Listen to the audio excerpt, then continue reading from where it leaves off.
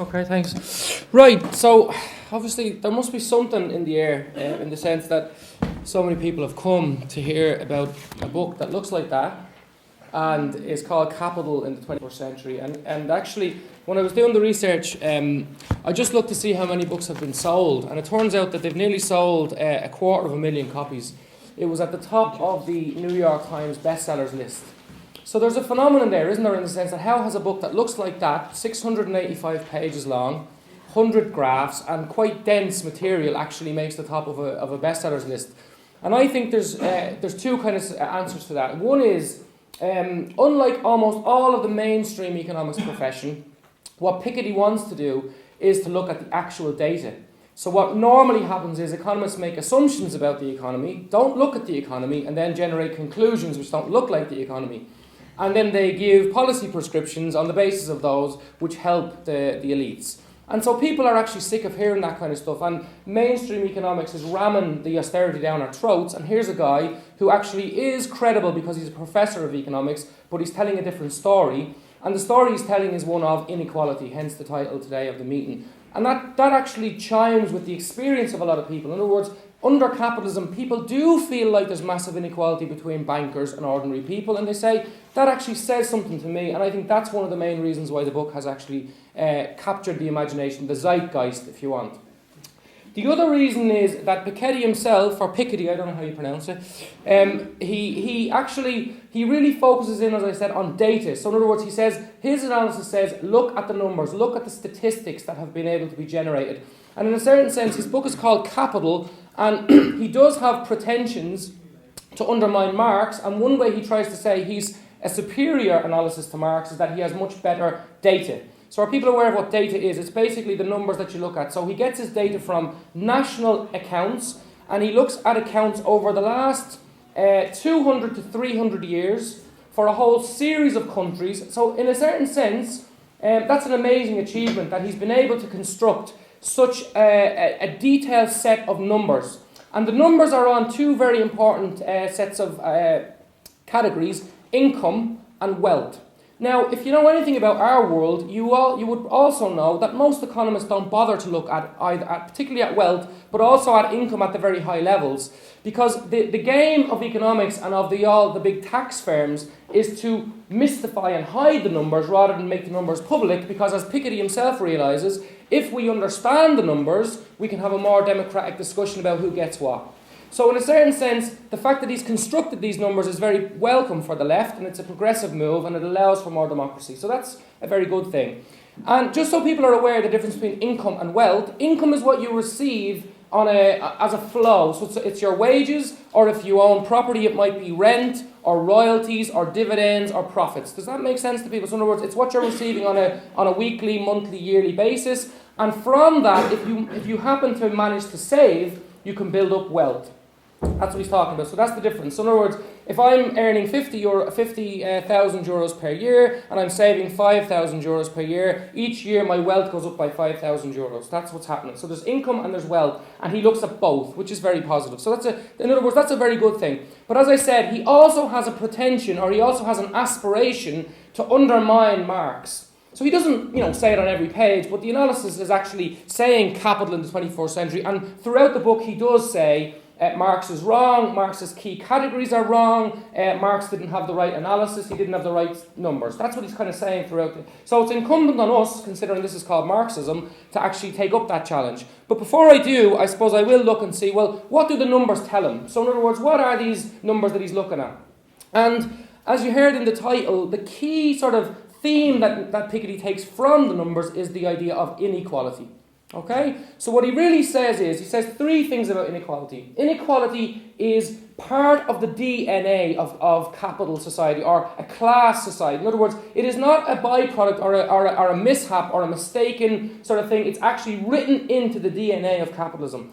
Inequality is part of capitalism. That's the first thing he says. He also says that if it's left to its own devices, capitalism, pure free market capitalism, the one that all the mainstream economists love, will generate that inequality to obscene levels. In other words, it will get worse and worse and worse. But as a good social democrat, he also says it's possible, if you work hard from a political perspective, to reduce that inequality. So there are the three key things he says about inequality. Is that clear enough? So in other words, he's saying it is inherent, it will not go away by itself, it will get to obscene levels and become very, very sharp, but you can take it on. That's what he's roughly saying. Now, just to give you some sense of the numbers, what he says about our current society in terms of income, so in other words, that amount that you're receiving on a weekly, yearly basis, the top 10% of the population are taking somewhere between 30 and 45% of the income. Okay? So if you're in the top 10% of the distribution, you're getting 30 to 45% of the income. If you're right down the other end, in the bottom 50%, you're getting about a quarter of the income. Okay? So 50 people are getting 25 quid, 10 people are getting 35 quid. So in other words, the distribution is quite sharp there. But it really comes into its own when you talk about wealth. Now think about it, this is a sort of an intuitive point. Wealth always follows income and is always more unequally distributed, it's more concentrated. But that makes sense, because if you're living on a quarter of the society's income and you're half the society's people, you're more or less living hand to mouth. You're getting by, you're scraping along. In other words, you're not going to have the opportunity to save. Whereas if you're living in the top 10% and you have quite a high level of income, well, you can have a much nicer lifestyle and you can actually save. So the point is, over time, the rich get richer through saving and the people at the bottom end don't get, in other words, his numbers are saying something about the inequality. So what he really does in terms of his analysis is he looks at his massive data sets and then he tries to construct economic categories which explain those data sets. That's what he's really trying to do. So his data tells him unequivocally there is inequality. Now for us, as I said, the left, that's a good thing in terms of we can then use those data sets to say, well, listen, this is a very credible guy. This has been a very big storm in the economics profession. It's also been a big storm in, numerous. I think the Financial Times called it the Book of the Year, which is an interesting fact. So we have a sort of a data set which says, contrary to what mainstream economists say, capitalism is not harmonious. It's not balanced. It tends towards two poles: a pole of massive inequality at one end, and a pole of relative poverty at the other end, and it will get worse. Is that okay? Now, but the thing about that is, he needs to give a theory for why that happens. So in other words, he wants to put some concepts onto that inequality. So he wants to explain it. So there's a difference between just seeing a picture of it and saying, this is what the picture tells me, and there's a difference between that and saying, why does the inequality get worse? So here, this is important for later on. So I just want to give you two concepts that he says. So one of his concepts is the rate of return on capital. Okay? And what he says is, if you look at the data, over a period of 200 to 250 years, the return on capital has been roughly between 4 and 5% a year. So if you leave it there and you let it build up, it's accumulating at the rate of 4 to 5% per year. Okay? And that's basically what I would call across history or trans-historical. It goes across all sorts of time periods and right away from the French Revolution. This is what he's claiming the data says this. Now, notice he doesn't really give an explanation. He just says, this is what my data says. So that's the key thing. So you could critique that by saying, well, why? In other words, give an explanation. He doesn't really give an explanation. He just says, capital accumulates very quickly. It might not sound high, but if you think about it this way, how quick is everybody else's income growing? So if capitalists' income is growing at 4 or 5% a year, how quick are all of our incomes growing? And he says they only grow, on average, across the long period of time at about 1 to 1.5%. So, if you're working really hard all your life, your living standard is basically keeping up with the society's living standard, and it's growing from the Stone Age right the way through, particularly the last 200 or 300 years, at about 1.5% a year. Actually, that's wrong, because in the Stone Age there was zero growth. He did. But 150 years, okay? And we can see that. I mean, our living standard has gone up, and we've increased our ability to live longer and all that kind of stuff. So he's not saying that our absolute living standard is not getting better, but what he's saying is their living standard gets better quicker, and of course they accumulate more because if theirs is growing at 5% and yours is only growing at 1%, and they're taking a share of that each year, you can see where the inequality is going to come from, or I hope you can, or I hope I've explained it clearly enough. Okay, so that's what he's saying. Now, just to give a sense of that, he says up until World War I, there was relative peace in society, and this process was allowed to work itself out pretty dynamically in terms of over time it was working itself out, not major issues, no major problems, and the inequality got really, really stark. So at the very top end, what you had was the top 10% of society in the sort of Victorian period held 90% of the wealth. And the top 1% held 60% of the overall wealth. So they had 2/3 even of that. You see what I'm saying? So one person in 100 had 2/3 of all of society's wealth. So extreme levels, and he uses, again, this is a nod to Marx, but he doesn't say it. He looks at Balzac and he looks at Jane Austen novels. So he's kind of showing you, look, I'm quite a sophisticated author. Not only do I look at the numbers, I read the novels. So it's, Marx throws them in here and there. He kind of, and in fairness, I know Kieran's here and he wrote a review of it, and he says he uses that to set the scene, to sort of show that wealth was seen as just a normal thing for elite characters in books, and they always had somewhere between 20 and 30 times the normal income. And a number that sticks in my mind, he says, jumping forward, in France today, 1 person in 6 inherits more wealth from their relatives than the bottom 50% will actually work for. So in other words, if you work your whole life long, every day, Monday to Friday for 40 years, and you have your wages, if you're in the bottom half of the distribution, you'll work and earn less than 1 in 6 people in France will just get from family. This is the kind of inequality capitalism brings. So again, that's the basic process there. But if you notice, inequality was higher before World War I than it is today, thankfully. Not much, but it was. So the question for him becomes, how come? Why has it been like that? And this is where his kind of social democratic politics kick in, because he says, well, actually, things can upset the natural flow of capitalism. In other words, if it's perfectly working, it generates inequality, but we can step in to divert it away from that perfect inequality and bring it more equal. And that's what he's going to say in his prescriptions. But what does he say about why the inequality was reduced? Well, he brings in 3 key explaining variables, but they come in from outside his model. Again, the model that he builds is of a perfectly functioning capitalism with no problems. And then he says, well, what happens if we get hit by external shocks? Does that make sense to you? So in other words, they're not coming from within his model, they're coming in from the outside of his model. And they are wars and crises.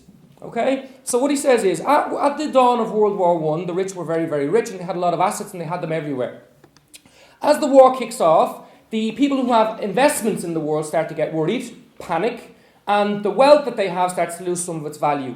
So he defines wealth and capital interchangeably, so as the asset values fall, the rich get a bit poorer. Okay, so in other words, we're just people like us are working away, and all of a sudden the war breaks out, and the investment community gets spooked, and asset prices fall, which means that some of the wealth, the capital that they've built up, starts to lose its value. That's one big thing.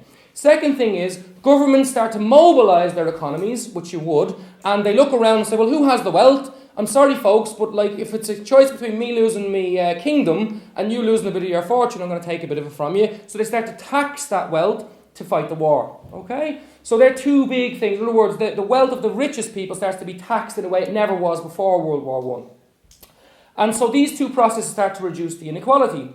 Then what you have is the Great Depression. So in the 1929 to 39 period, capitalism goes into a major crisis. Again, that reduces the wealth of the very richest more than us. After all, the bottom 50% had no wealth to lose. So, it's basically compressing because it's taking wealth away from the very richest. As the society gets poorer, it's the richest who lose it because by definition they had it to lose. And then he says, in World War II, same process, except now the governments are much more intervening. They're taking more from society. They're taking more from the very wealthiest. And afterwards, there's the construction of a welfare system, the welfare state, which helps to build a different kind of social society. It brings eventually about a new kind of dynamic where a middle class starts to emerge. And crucially, for about 30 years, economic growth for all of us grows, and so our income catches up a bit with their 4.5%. So he says from 1940 to 1970, the wealth of ordinary people starts to increase quicker than it ever did in history before and ever since. So to summarise that then, capitalism generates inequality, but if all of these other impacts come in against it and they act against that inequality, they can bring about a more equal society. Okay? Now, as one Marxist reviewer said, yeah, that's all well and good, but like I wouldn't have fancied living through that period where we got more equal. In other words, you have to remember that the part of what, so I'm a very rich person, and what happens to me is, oh my God, my bank balance has gone down a bit, how bad it is for me. But what about the 10 million people killed in World War I? What about the 50 million people killed in World War II? They don't get a mention in the book. So in other words, because he's so focused on equality and inequality, it's almost like this is a positive thing that the compression happens.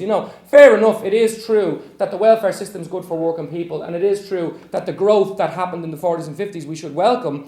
But the point is, and this is the deeper point of the analysis, if you focus all of your energy on equality, you miss very important things about capitalism.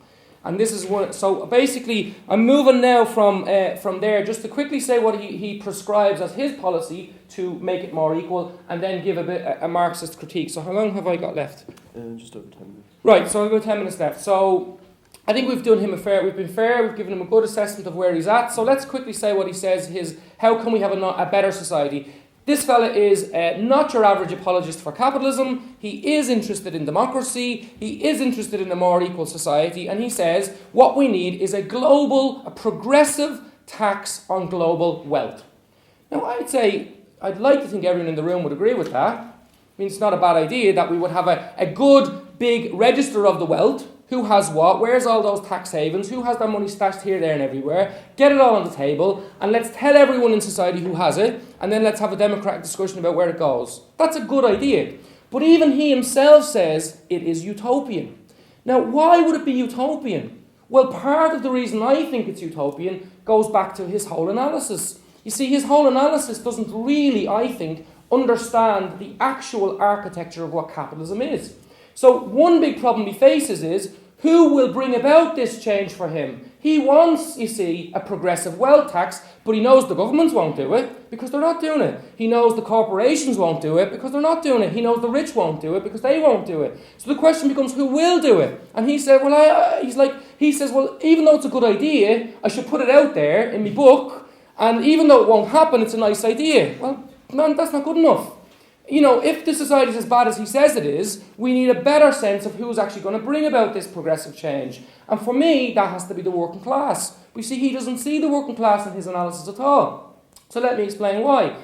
The book is riddled with problems, some academic about how he builds his concepts, some to do with the fact that he doesn't really justify his main claim, so there's kind of technical problems. But the biggest problem, I think, is around how he theorizes the rate of return for capitalists.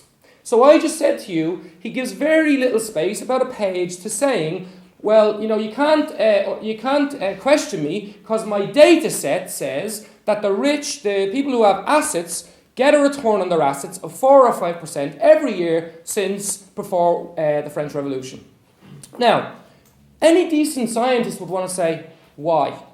How do they get this return? In other words, you can't just say there's a class of people in society who own everything from paintings to houses to fields to banknotes to machinery in other words, he defines wealth and capital as anything that you own and can be traded on a marketplace, and that somehow gives you 4 or 5% return. So in other words, this is an idea almost like there's a parallel world where people own property, and this property churns out rewards for them. Now, if anyone knows Marx, he would say you are absolutely trapped in fetishism. You think that your field is shooting money up, when in fact it's the system, the social relationships of your society. And just think of it this way. If I gave Piketty's property owners property and put them on a desert island, would the wealth continue to generate 4 or 5%? Would that field give them a 5% return? Would that machine give them a profit? Clearly not. Because what he misses is the returns that they receive are not independent of the foundational relationship in capitalism. They're dependent on it. In other words, the fact that they can get a return on these machines, paintings, houses and so on, is completely reliant on exploiting, and that's a word that's not in the book, exploiting the working people. So in other words, yes, there's inequality, but the more fundamental thing is that the inequality comes from a foundational relationship between those who have property and those who don't, those who use the property to exploit those who don't, to continually build up their capital. And that's the fundamental relationship that Piketty does not see and therefore does not analyse. And that's a fundamental problem for Piketty, I think, because even think of it intuitively, would you accept that, you know, an economy in a crisis would still give a reward to capitalists of 5% or 4%? He'll get away with that, around that by saying, well, it's over the long period. But the point is, you have to analyse whether or not things like crises and indeed war and so on are actually internal to the system of capitalism and not just coming in by chance in the 20th century. So you see, my point would be, you've got to start with the essential relationships of capitalism first, and then you theorise from there and you use your empirical data to back that up. You don't just start with a load of numbers and then say, well, now I've seen all these numbers, I'm going to create my story, without actually seeing what the essence of capitalism is.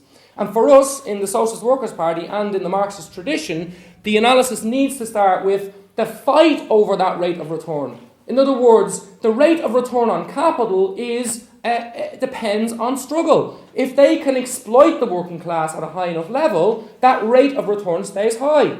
On the other hand, if they build up so much of the capital that it doesn't become very scarce anymore, and they're not able to exploit as much human labour power, well then that rate of return will fall. So in other words, the rate of return is actually a dependent variable, depending ultimately on the levels of class struggle in society. See any of that? He is not aware of it, and therefore there's a big, massive flaw.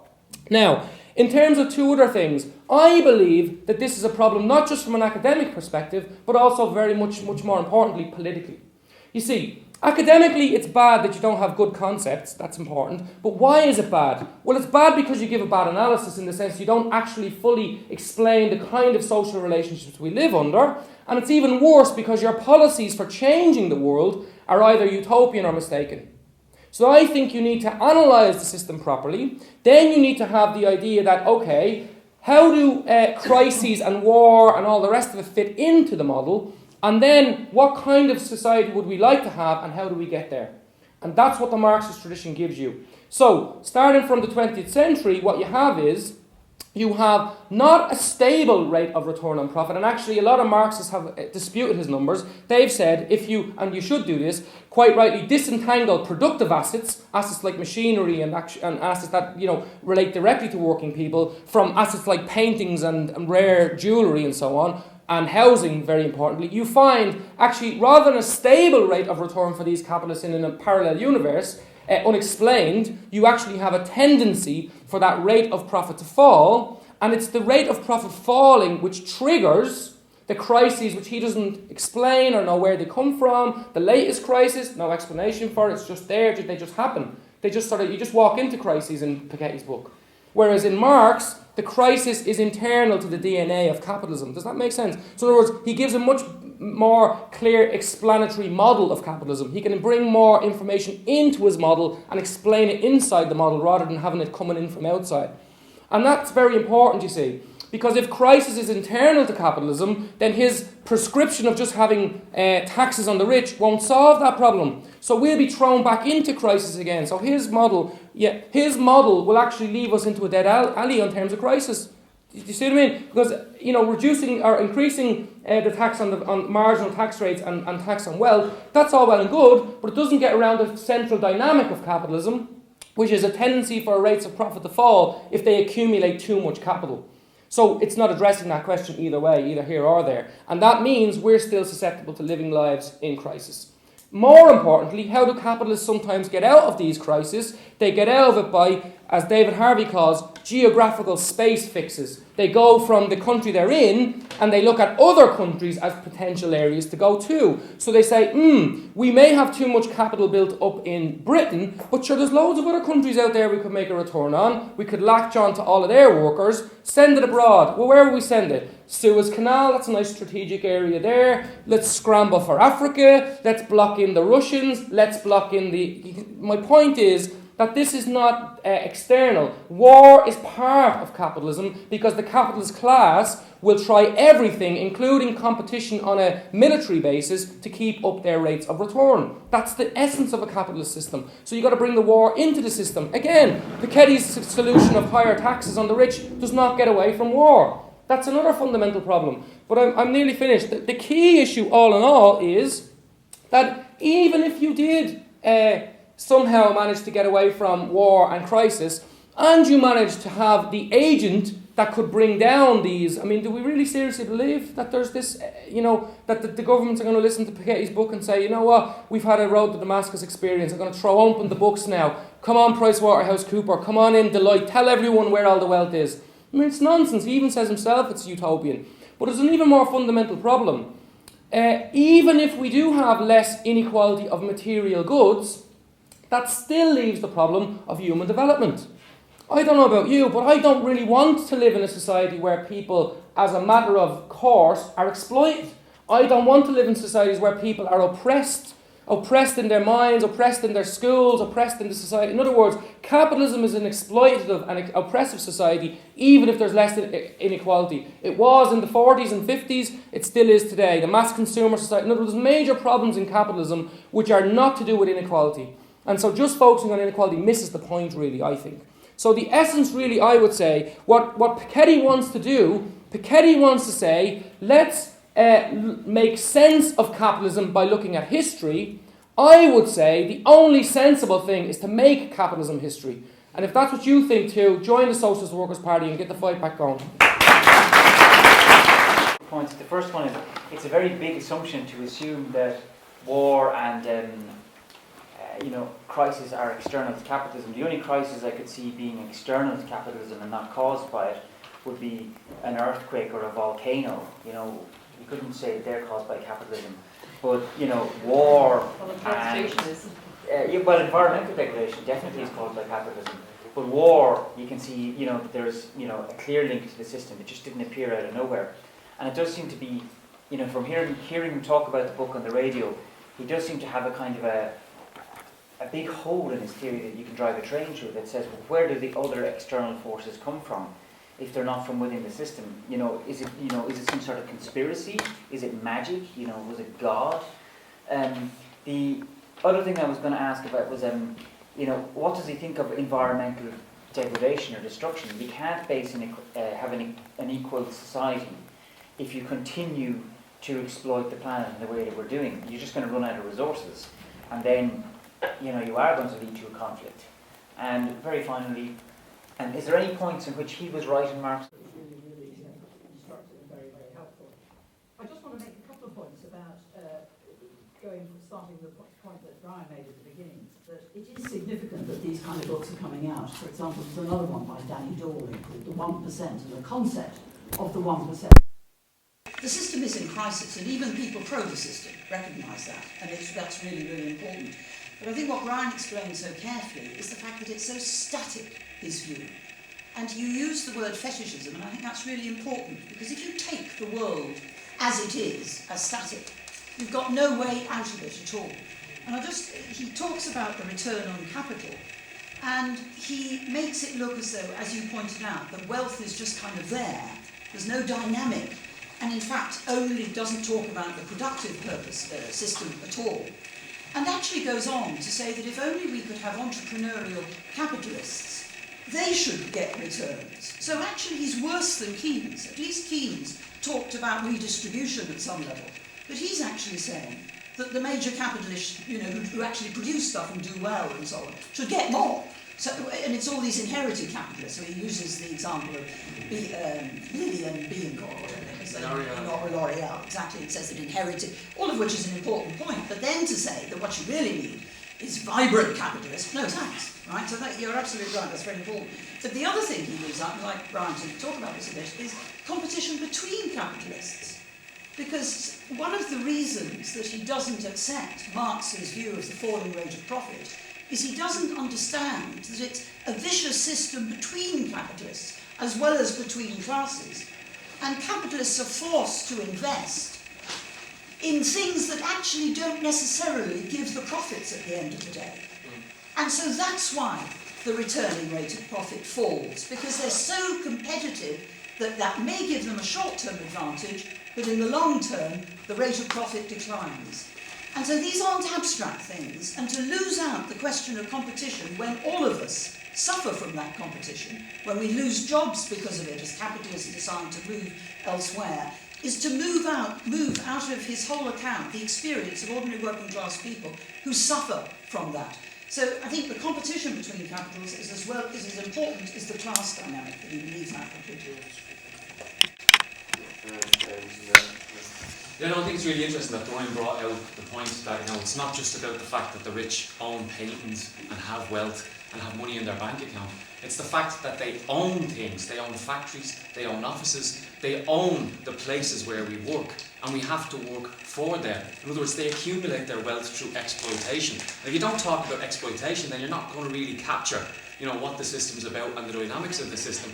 And I think one of the key things that always struck me about how exploitative and how insane capitalism is as a system, and how it's inherently insane, like right at its heart it's a broken or it's a messed up system, is that we overproduce. We produce enough food to feed the whole world 2 or 3 times over, but a third to a half of all the food we produce is dumped because it doesn't conform to a market standard.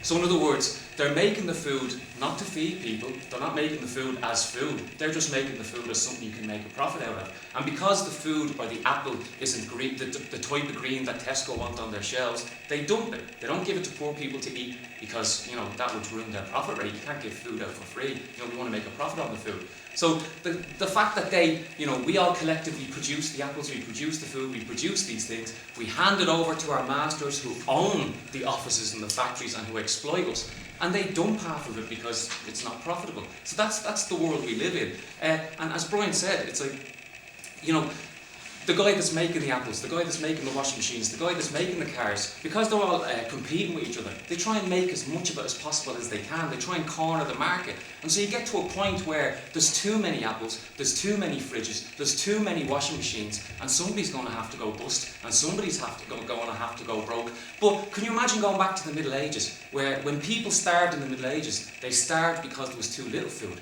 They starved because the crops had failed. We live under an exploitative system where we starve because there's too much of everything, but there's not enough profitable outlets for them. So they go to war. So, you know, you face a bust, you face a crisis. What an insane system! A system where we overproduce, and yet there's too much money, there's too much of everything. But, you know, us down here, the people that produce everything, end up with nothing in our hands. And so I think we have to actually, you know, we have to clearly say that the entire system is fundamentally flawed. And of course we. Okay, the question of Marx and what does he say about Marx? Well, the first thing he says basically that Marx doesn't actually look at the statistics even of his own day. So, I mean, Marx did look at massive amounts of facts. Basically, a different way of analysing. So, in other words, Marx starts with what Marx does, he starts with all the experience and the conceptualised experience that the classical political economists have put on the table. So in other words, classical political economists are doing their observations, they're seeing the world as it is, and they're finding essential relationships, and then they're thinking about those and conceptualising those. And then from there, you start to build your key categories, and then of course you look at the data to kind of see whether or not they make sense. Whereas Piketty fetishises, in other words, he thinks that you start with this big trawl of information. So he criticises Marx for doing that. That's the first thing he does.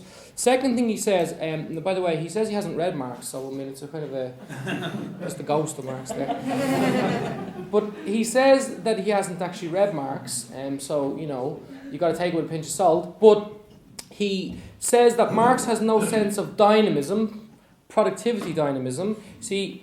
Whereas, like, it's crazy, because if anyone knows about Marx, Marx criticises his own predecessors for not putting productivity, because capitalism is so obviously a very productive society.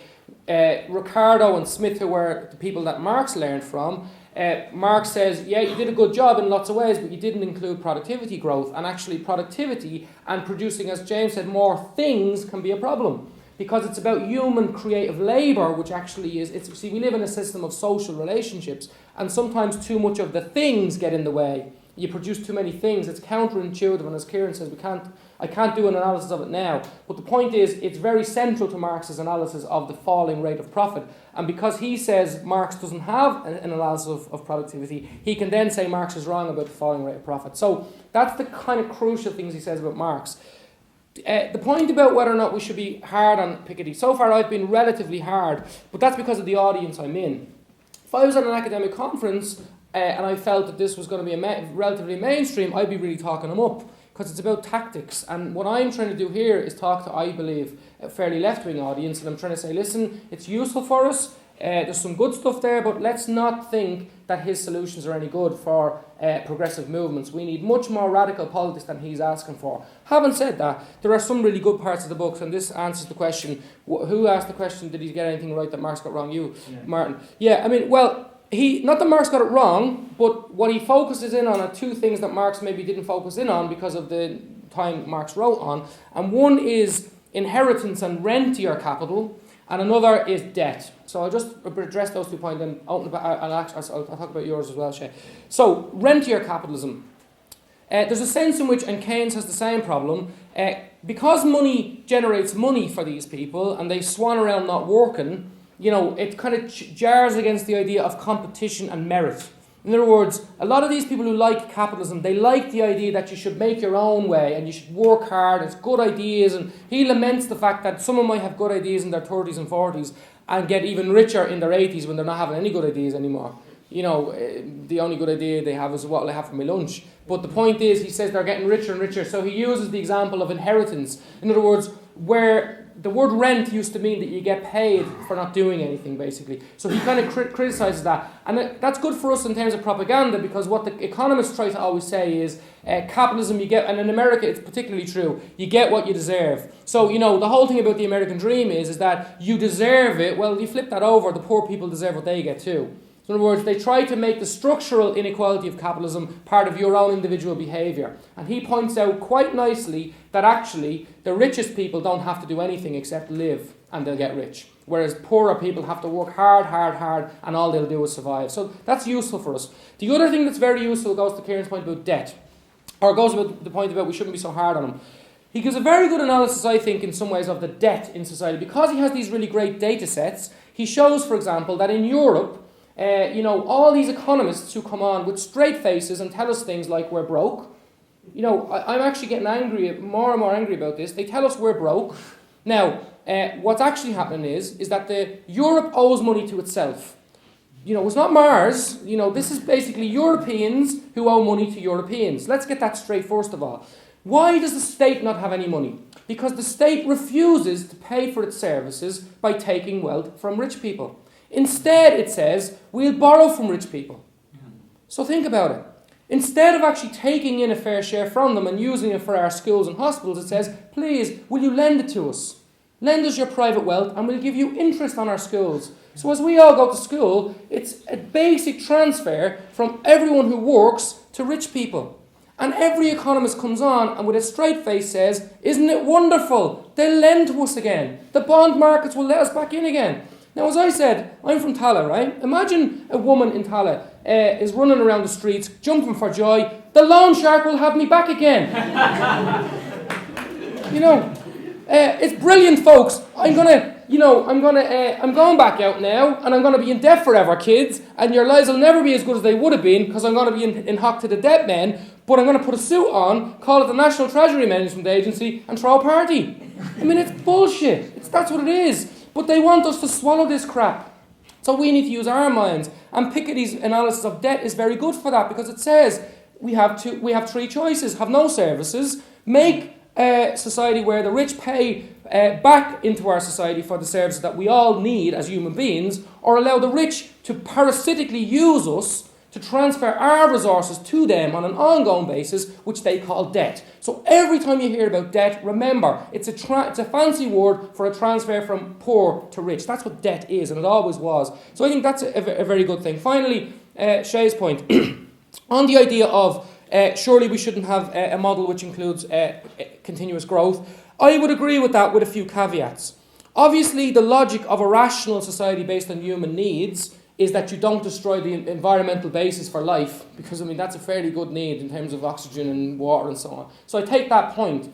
Having said that, I think it's very important that we realise that we do not have a technical problem in this world. We have a social problem. In other words, we have the technical capacity to grow our economy through the types of energies that are renewable.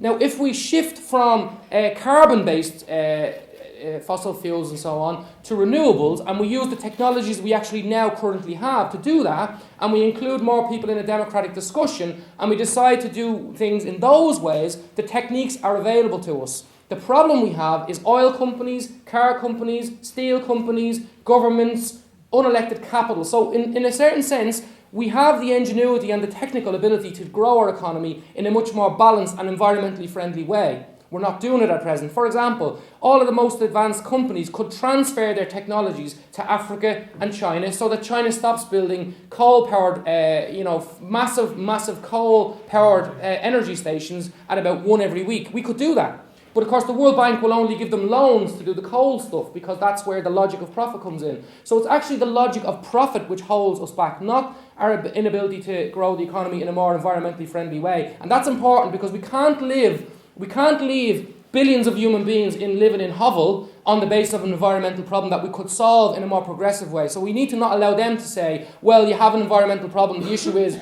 we shouldn't allow poor people to develop themselves because that adds to carbon. Yes, it does, but only because you don't allow them to grow with a non-carbon based economy. So it's social, not technical. Thanks, Brian. So we do have a little bit of time left, so if there are any more questions or comments for Bishop? Yeah.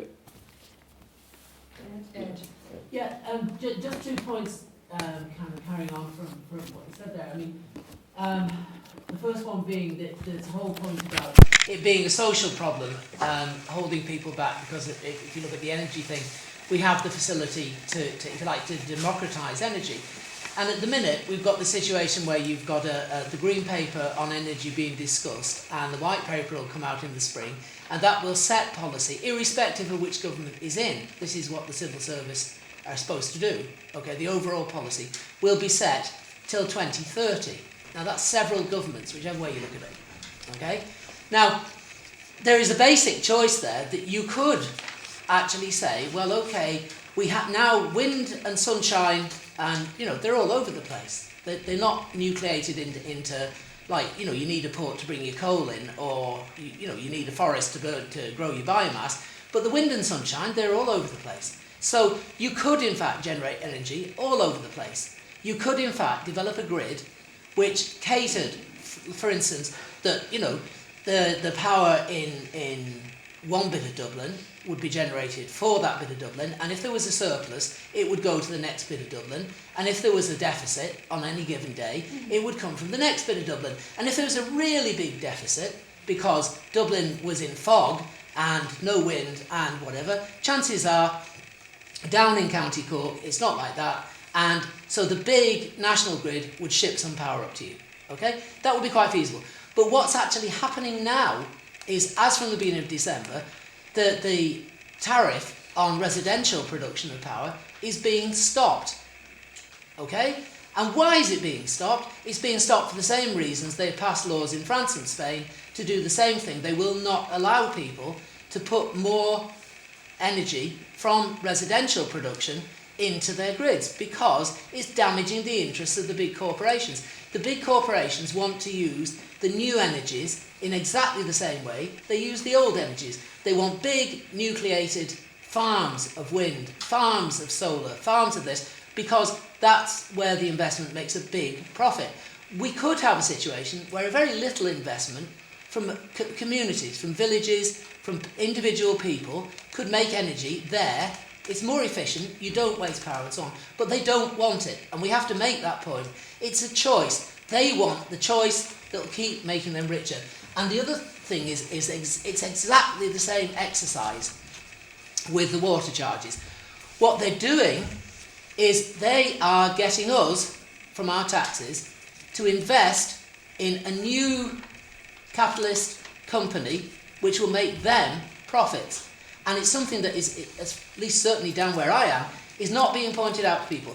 They could, at one level of logic, what they should have done is not set up Irish Water, not go round madly metering, but actually just turn around to the revenue and say, okay, you've dealt with property tax, you've got the power to get into people's bank accounts and probably into their beds if necessary, so why not do the same with water? It'd be cheap, a couple of dozen more revenue staff, and you've got them. You've got them screwed. But that won't do, because in the end of the day, when we're over this infrastructural problem we've got at the moment because of underinvestment, the profits are going to come flowing. And where are the profits going to go? The profits are going to go to the people who are at the moment the 49% shareholders, who will be the 51, 52 and upwards as time goes on shareholders. They're going to take the profits. But who put the capital in?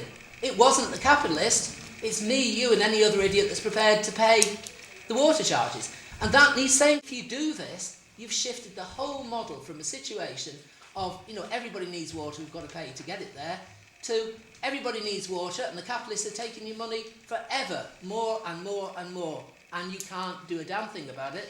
And even when the water infrastructure breaks down again, you still can't do anything, because you've accepted that, if you're religious, you've accepted God has handed over the water in the world to the capitalists. If you're not religious, you've accepted that, the same amount of water that was created at the beginning of the world by natural forces is now owned by the capitalists. They've somehow, somebody or something somewhere has said it's yours. Because they can't be selling something they don't own, can they? And they've got a company to prove they own it now. And if we let them get away with that, we've given up. We've given up any right to any common ownership of anything.